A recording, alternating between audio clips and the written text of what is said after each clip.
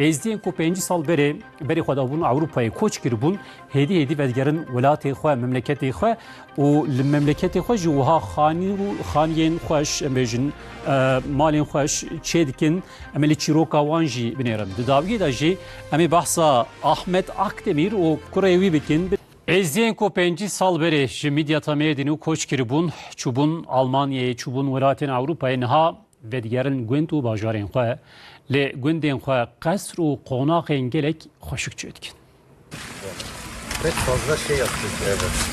Evder li Midyada Mêrdînê gundê bacînê. Êzîdiyên ku 5 sal berê ji virî koçê Ewropayê kiribûn vedigerin gundê xwe.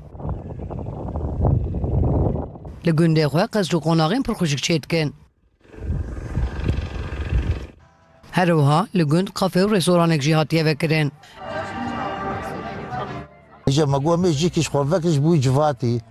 Jamiri Bisilmana, Êzidiya Sûraniya, ev ji Ewropa bin, jîkî hal û xweş vekirî, ew ê hevnaz bikin, zarokê wan. Ji bo wê me ev cih çêkiriya. Evder bala herkesî dikişîne. O welatî ji bo dîtina vê derê tên gund.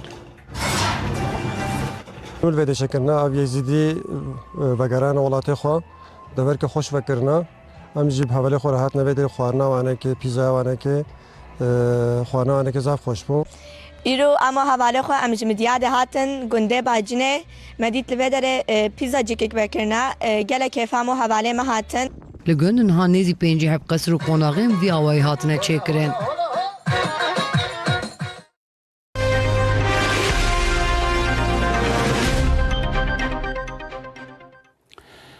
شارداریا شاهین به Antabê ji bo berdana cixareyê projeyeke balkêş dimeşîne